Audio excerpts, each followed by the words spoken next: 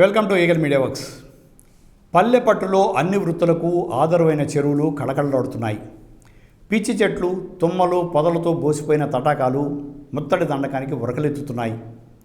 వాన నీటిని ఒడిసిపట్టడమే కాదు, సముద్రంలోకి పరుగులు పెడుతున్న కృష్ణా గోదావరి జలాలను పొలాల్లోకి పారించేందుకు రాష్ట్రంలోని అన్ని చెరువులు సిద్ధమయ్యాయి.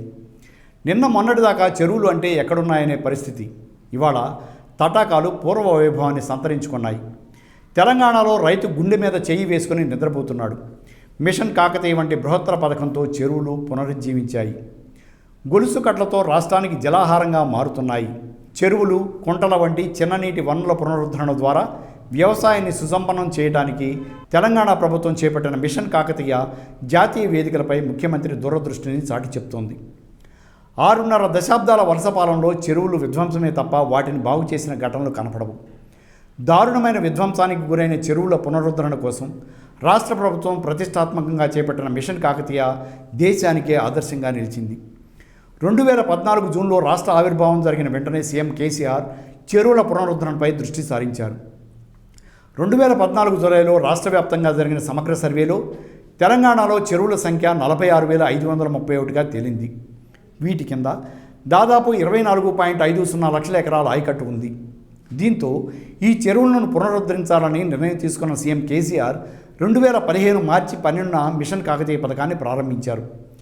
దశల వారీగా చెరువుల పునరుద్ధరణ పనులు చేపట్టాలని నిర్ణయించారు. ఇప్పటి వరకు 4 దశల్లో 27,721 చెరువులను ఎంపిక చేయగా మొదటి 3 దశల్లో 17,859 చెరువుల పునరుద్ధరణ పనులు పూర్తయ్యాయి. 4వ దశలో మిగతా చెరువుల పనులు వివిధ దశల్లో ఉన్నాయి. వీటి కోసం రాష్ట్ర ప్రభుత్వం 8,741.80 కోట్ల విలువైన పనులకు పాలనాపరమైన అనుమతులు ఇవ్వగా 3,411.50 కోట్లు ఖర్చయ్యాయి. 4వ దశ పనులు కూడా పూర్తయితే ఆయా చెరువుల కింద ఉన్న 21.39 లక్షల ఎకరాల ఆయకట్టుకు 2 పంటలకు సాగునీరు లభిస్తుంది. దీంతోపాటు భూగర్భ జలాలు గణనీయంగా పెరుగుతున్నాయి. మిషన్ కాకతీయ ఫలాలు ఇప్పుడు గ్రామాల్లో కంటి ముందు కనిపిస్తున్నాయి. చెరువుల ఆయకట్టు పెరిగింది, వ్యవసాయం విస్తరించింది, భూగర్భ జలాలు పెరిగాయి. నాప్కాన్ సంస్థ నిర్వహించిన అధ్యయనంలో బయటపడ్డ వాస్తవాలే ఇందుకు నిదర్శనం. మిషన్ కాకతీయ ప్రాజెక్టు ఫలితాలపై ఈ సంస్థ లోతైన పరిశోధన చేసి ఒక నివేదిక రూపొందించింది. మిషన్ కాకతీయను దేశంలోనే అద్భుత కార్యక్రమంగా నీతి ఆయోగ్ అభివర్ణించింది. ఆయా రాష్ట్ర ప్రభుత్వాలు నీటి సంరక్షణ కోసం చేపడుతున్న పథకాలను సమీక్షించిన నీతి ఆయోగ్ నీటి నిర్వహణ ఉత్తమ పద్ధతి పథకాలను పేర్కొంటూ నివేదిక రూపొందించింది. ఆ వివరాలను తన వెబ్సైట్లో ఉంచింది. ఇందులో నీటి నిర్వహణ ఉత్తమ పద్ధతుల్లో మిషన్ కాకతీయ ఒకటిని ప్రశంసించింది. 2017 ఆగస్టులో రాష్ట్రంలోని పలు చెరువుల పునరుద్ధరణ పరిశీలించిన నీతి ఆయోగ్ ప్రతినిధులు తాము గుర్తించిన అంశాలను నివేదికలో పేర్కొన్నారు. చెరువుల పునరుద్ధరణ ద్వారా నీటి లభ్యత పెరగడంతో పాటుగా సన్న చిన్నకారు రైతుల వ్యవసాయ ఆధారిత ఆదాయంలో పెరుగుదల కనిపిస్తుందని పేర్కొంది.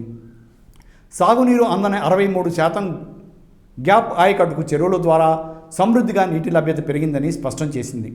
దీని ఫలితంగానే సాగు విస్తీర్ణం, పంట దిగుబడులు సైతం పెరిగాయని చెప్పింది. పూడికతీత కారణంగా చెరువుల్లో నీటి నిల్వ సామర్థ్యం పెరిగిందని, దీని ద్వారా సాగు విస్తీర్ణం పెరిగిందని తెలిపింది. భూమిలో నీటి సాంద్రత కూడా పెరిగిందని, మెజారిటీ ఆయకట్టు స్థిరీకరణ జరిగిందని తెలిపింది. ఎండిపోయిన బోరుబావులకు మిషన్ కాకతీయ ప్రాణం పోసిందని, చెరువుల ఆయకట్టు కింద 17% ఎండిపోయిన బావులు, బోరుబావులు పునరుజ్జీవం పొందాయని తెలిపింది. చేపల ఉత్పత్తి 62% పెరిగిందని నీతి ఆయోగ్ తన నివేదికలో వెల్లడించింది. నీతి ఆయోగ్తో పాటు కేంద్ర మంత్రులు, వివిధ సంస్థలు ఈ పథకాన్ని ప్రశంసించాయి. కేంద్ర మంత్రి ఉమాభారతి జలవనరుల శాఖ బాధ్యతలు నిర్వహిస్తున్నప్పుడు తెలంగాణ నీటిపారుదల శాఖ అధికారులను ఢిల్లీకి పిలిపించుకొని మిషన్ కాకతీయపై పవర్ పాయింట్ ప్రజెంటేషన్ చూశారు. గంగా ప్రక్షాళనలో మిషన్ కాకతీయ మాదిరిగా ప్రజలు, రైతుల భాగస్వామ్యాన్ని పెంచాల్సిన ఆవశ్యకతను సంబంధిత అధికారులకు సూచించారు. భౌగోళిక అనుకూలత, నీటి లభ్యత సమృద్ధిగా ఉన్న ప్రాంతాల్లో కొత్త చెరువుల నిర్మాణానికి శ్రీకారం చుట్టడం చారిత్రాత్మకం. ఉమ్మడి ఆదిలాబాద్ జిల్లాతో పాటుగా పాత మెదక్ జిల్లాతో కొత్త చెరువుల నిర్మాణానికి గాను ఇప్పటికే తొలి దశ అనుమతులు ఇచ్చిన ప్రభుత్వం నిధులు కూడా మంజూరు చేసింది. ఉమ్మడి ఆదిలాబాద్ జిల్లాలో 26, మెదక్ జిల్లా పరిధిలో మరో 8 కొత్త చెరువుల నిర్మాణానికి ప్రభుత్వం గతంలోనే ఆమోదం తెలుపగా భూసేకరణ తదితర ప్రక్రియలు కొనసాగుతున్నాయి. ప్రాజెక్టులతో చెరువులను అనుసంధానం చేసే బృహత్తర కార్యక్రమ అమల్లో కూడా ప్రస్తుత అధికార యంత్రాంగం నిమగ్నమై ఉంది. ఈ మేరకు చేసిన సర్వేలో 12,154 గొలుసుకట్టు ఉన్నట్లుగా గుర్తించారు. ఏకంగా 27,814 చెరువులు గొలుసు కట్టులో ఉండటం విశేషం. రాష్ట్రంలో ఇప్పటివరకు కాలువల వ్యవస్థ పూర్తయిన భారీ మధ్యతరహా సాగునీటి ప్రాజెక్టుల కమాండ్ ఏరియాలో 16,700 చెరువులు ఉన్నట్లుగా అధికారుల సర్వేలో తేలింది. అంటే ఆయా ప్రాజెక్టుల ద్వారా ఇంత స్థాయిలో చెరువుల్ని వెంటనే నింపే అవకాశం ఉంది. కాళేశ్వరం, పాలమూరు రంగారెడ్డి, డిండి ఎత్తిపోతల, సీతారామ వంటి ప్రాజెక్టులు పూర్తయితే తెలంగాణలోని 46,500 చెరువులు ఏడాది పాటు నిండుకొండలా మారనున్నాయి. గతంలో ఒక చెరువు కింద 100 ఎకరాల ఆయకట్టు ఉంటే 40 ఎకరాలకే నీరందేది. నీరందన ఆయకట్టును గ్యాప్ ఆయకట్టు అంటారు.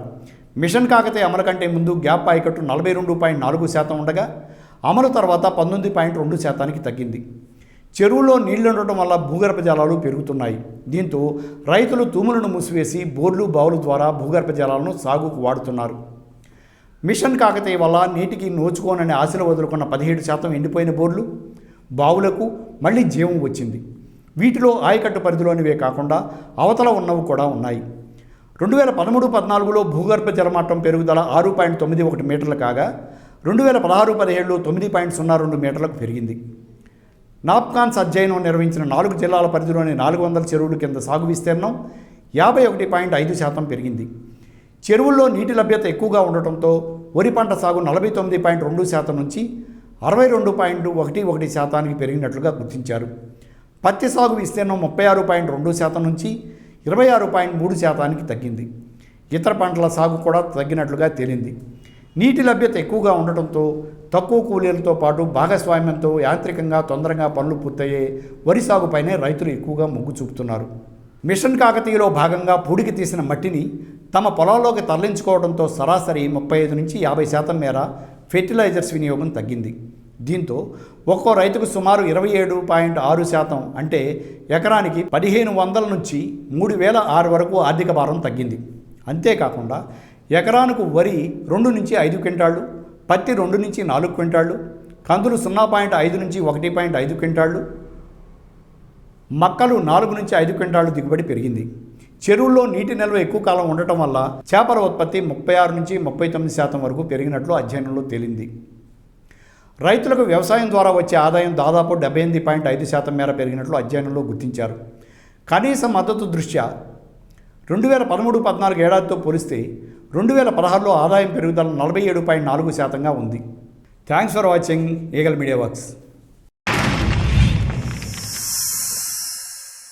Like and subscribe Eagle Media Works.